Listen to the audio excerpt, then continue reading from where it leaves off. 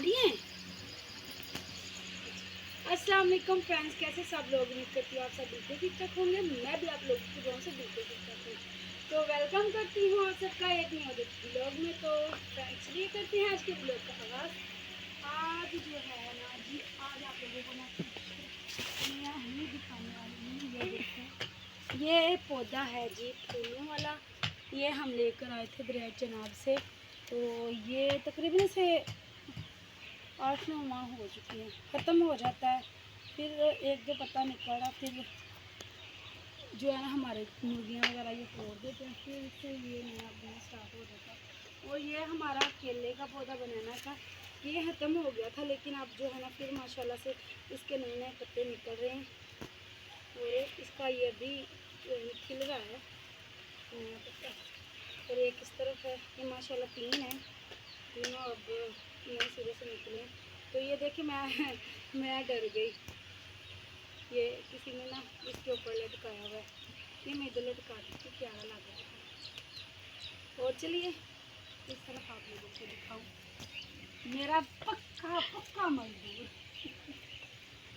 की करूँ हैं, की करूँ। ये देखें स्वीटी का घर तैयार हो रहा है, तो क्या करें, खुद ही काम करना है, मिस्त्री वगैरह हम नहीं लगा सकते, अफोर्ड नहीं कर सकते ना। और इस तरफ स्वीटी का चारा पड़ा हुआ है, तो ये इधर ही सूख रहा है, पता नहीं इन्होंने इसी कुतराई कब करनी है। कदों कुतरों के जाने पटे मुड़े उधर कुतरने यार है जरा पानी मिलने वास्ते तो सुना ही बस ले नहीं आ गई। क्या करेंगे गरज के लेने क्यों भाई तेल की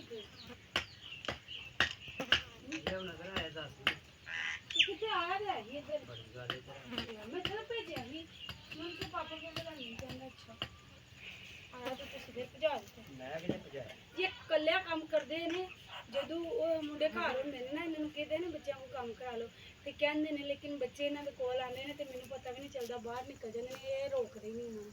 ਤੇ ਇੱਧਰ ਸਾਡੀ ਸਵੀਟੀ ਸਾਰਾ ਟੱਬਰ ਹੀ ਹੈਗੀ ਹੈ,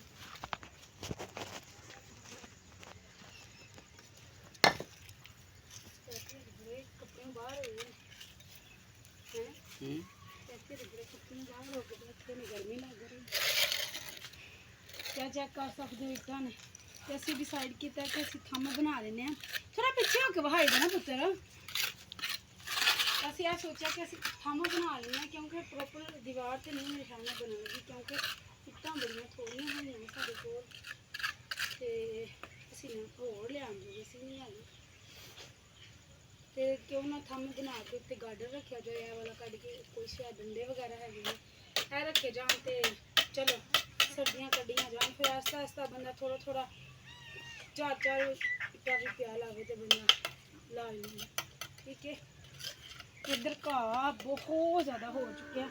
कल मैं इनू कीता सीगा छांगिया सी, ते अज इन्होंने मेरे जाने की उतार के बन भी दिता। मैं अपने पौधों वेंदी रहनी है, अपने वेंदे रहने। सवेदे इन्हों के है तो मेरे जो है अमरूद है, अमरूद मैनू लगता पक रहा, चिट्टा चिट्टा लगता जी पक गया। तो यह मेरा जो है जी ना, यह जे लींबू का पौधा, हले तक तो कोई लींबू नहीं लगे, मसा मसा टुरिया। तेन जो टुरन लगता है कोई ना कोई चीज़ वज जाती है तो टुट जाता, जिस तरह के तुहानू मैं दसिया सी 2-3 फुल दे दिंदा, तो अज निक्की फुल तो मैं नहीं लेनी। थैंक यू, बड़ी खुशबू है, बहुत ज़्यादा खुशबूदार। जने वेखो इहदे नाल कोई पत्ते लावा ना है, इधर वेखो सी ना है, फिर मैं लाए तो तुसी बोलना है, वेखो सही है और वाले उड़ा के थोड़ी थोड़ी की करनी जी, थल्लों नहीं है उत्तों लाए ने ऐ वाले, नहीं तो रहन देने सही टूटता पे मैं फिर खराब ही ना हो जाए। अगर कोई नहीं मैं इधर तुम्हें मैं लाइसेंस ये बेचारा गंजा हो गया। ठीक है, ये भी रुक गया, वो एक और सी वो टूटे उसके नालों भी वो भी गया, वो बेचारा ऊँज डिग पिया। ਇਹਦੇ ਨਾਲੋਂ ਲਾ ਇਹ ਵੀ ਗਿਆ। ਹਾਂਜੀ ਬੜਾ ਜ਼ਿਆਦਾ ਨੁਕਸਾਨ ਹੋ ਗਿਆ। ਚਲੋ ਫਿਰ ਅੱਜ ਦੇ ਵਲੌਗ ਦਾ ਇੱਥੇ ਕਰਨੇ ਆ। ਪਹਿਲੇ ਲਾਣੇ ਇੱਕ ਮਜ਼ੇਦਾਰ ਤਰ੍ਹਾਂ ਨਾਲ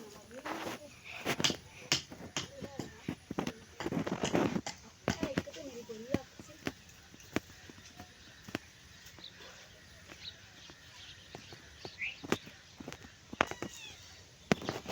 ਅੱਲਾ ਤੇ ਜਿਹੜੇ ਹੈ ਨਾ ਕੋਈ ਵੀ ਨਹੀਂ ਇਤਿਹਾਸ ਜਿਹੜਾ ਨੇ ਬੱਚਿਆਂ ਨੇ ਨਹੀਂ ਦਿੱਤੇ ਬੱਚੇ ਨੂੰ ਫੀਸ ਓਏ ਉਹਨੇ ਕਿਤੇ ਵੇਖੀਏ ਕਿਦਾਂ ਦਾ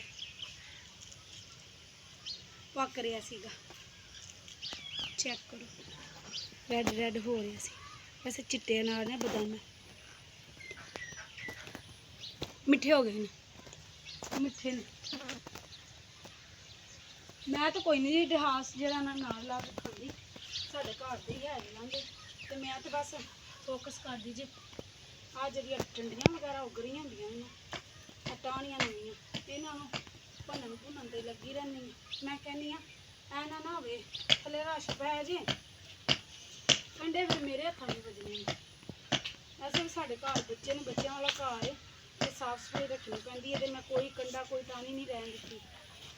ਠੀਕ ਨਹੀਂ ਐ ਸੌਂਫ ਤੇ ਸਾਫ਼ ਸੁਥਰਾ ਅਨਾਰ ਹੈ ਸਾਡਾ ਥੱਲੇ ਕੋਈ ਕੰਡਾ ਨਹੀਂ ਸਾਨੂੰ ਵੱਜਦਾ। ਠੀਕ ਹੈ ਤੇ ਉੱਤੇ ਐ ਵੇਖਿਆ ਜਿਸ ਤਰ੍ਹਾਂ ਪੱਤੇ ਨੇ ਨਾਰ ਲਾਉਣ ਲੱਗਿਆ ਦਿਲ ਕਰੇ ਤੇ ਅੱਗੇ ਕੰਡੇ ਵੱਜਣ ਲੇਕਿਨ ਕੋਈ ਵੀ ਨਹੀਂ ਵੱਜਦੇ।